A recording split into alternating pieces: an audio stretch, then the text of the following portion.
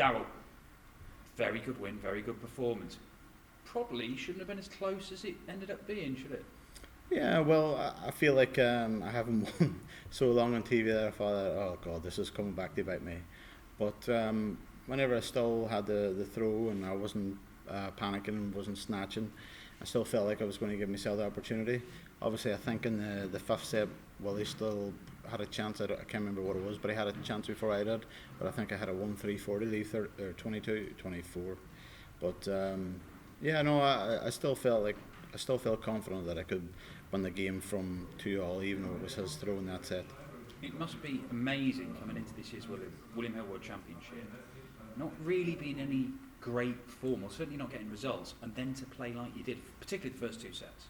Yeah, well, but this has been going on all year. All honestly, I'm not joking around. I've been practicing the best I've ever practiced this year, and it's just I've went up onto the TV stage, and from my own personal opinion, I've been terrible, crap, whatever. But I still believed whenever last night or last week I was practicing, had non-stop 140s, had a couple of 9-yarders, and I just thought, just stop overthinking it whenever you go onto that stage, and that's what I did today. And the trebles went in, the doubles went in, and there was no second guessing myself, and it was just like if I missed, I missed, and that was a tough crap.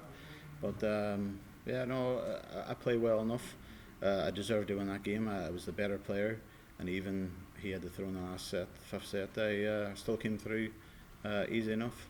I think a lot of people have been talking about this year's William Hill World Championship potentially being the most open it's ever been, but Daryl Gurney's not really a name that's been tossed around as a potential winner. That performance might make people rethink, mightn't it? Nah, I mean, all honestly, I think if I was to tell you now, if I got to the last 8 or something, that's only the time I'll get into the last 8 of the betting. But betting doesn't bother me. I mean, I'm here to try and do my best, and if I can play my A game every game up there, I'll be very hard to beat. Do you like being a dark horse?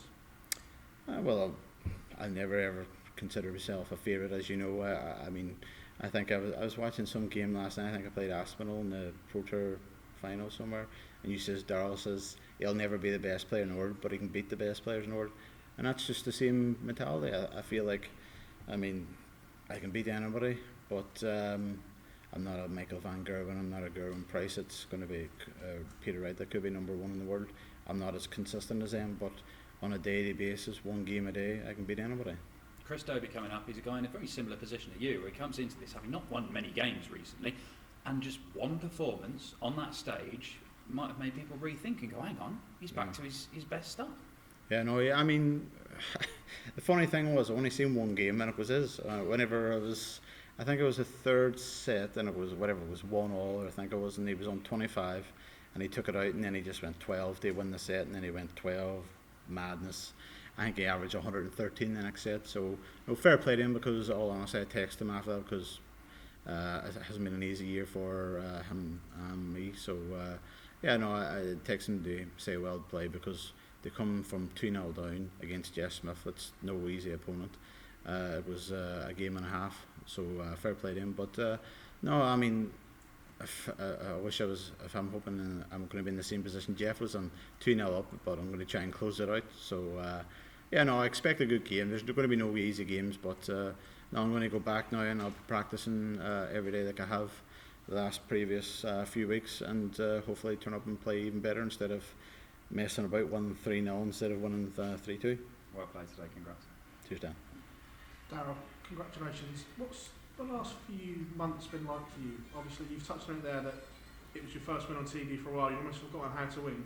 What's that like when you come off knowing that you're practicing well, but you just can't reproduce it up there? Well, it's just between the years, isn't it? I mean, my throw, my action's good, my stance is good, everything's good. So the only thing that's stopping me is between my ears, really. It's just not having enough confidence whenever I walk up to that big stage.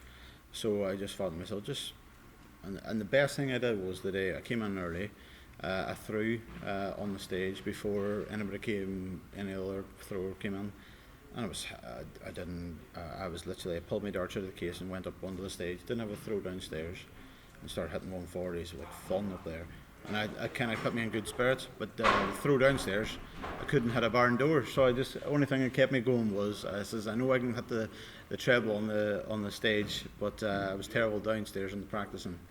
But no, I mean I got to keep up the belief, keep in the hard work now, and if I keep on doing what I was doing there in that game, instead of letting players come back at me. I mean, I still think that I could have won that game 3-0 if I would had any other double than double three. But it wasn't to be, but I still came through a hard, tough fought game. Obviously, you slipped outside the top 10 at the moment. Is that the next aim to get back in there before you start winning titles again?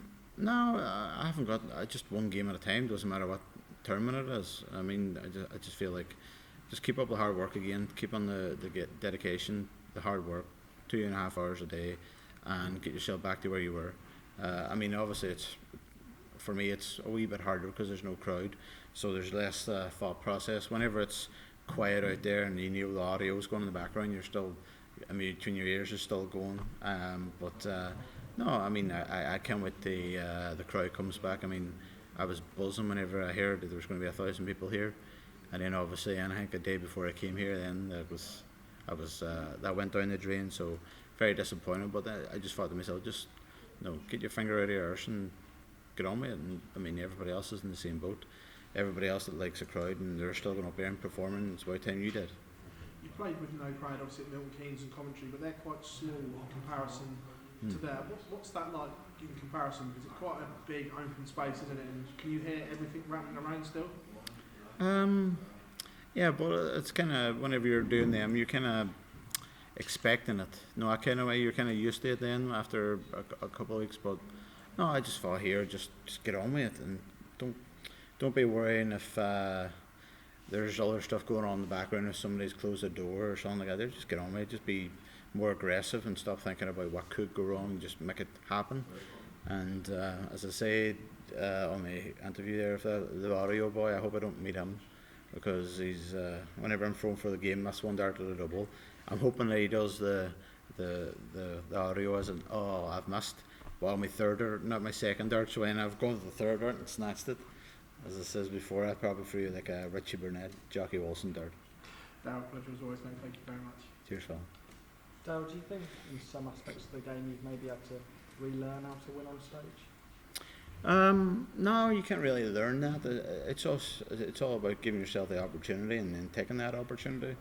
As I say, if I was probably in any other double other than double three, I probably could have won that game 3-0.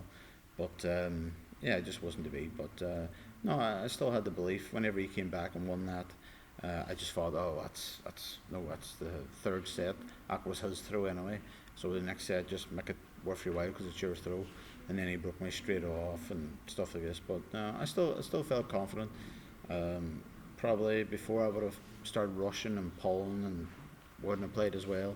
I just thought, just give yourself an opportunity because he's as nervous as probably you are. So just give yourself a chance. And I did, and eventually fell over the line. And just finally, can I ask what you said to Russ Bray at the end there? You're a bit of a joke. No, just about the audio, man. That he shouldn't be doing I don't know what you would say, but I mean, whenever you're missing a double, he goes but I feel like he should be doing that after the third dart, not the second dart. And whenever I was going for the 9 darter, I thought. Whenever I missed with the first dart, I thought he's going to do it, so I was now ready mentally for it, but it didn't happen. But no, I just think that he should be waiting until the 3 darts are thrown and then do it in the second dart, because the third dart you're thinking whatever and then snatching everywhere. Right, brilliant. Thank you very much. Cheers. Good looking at that. Thanks.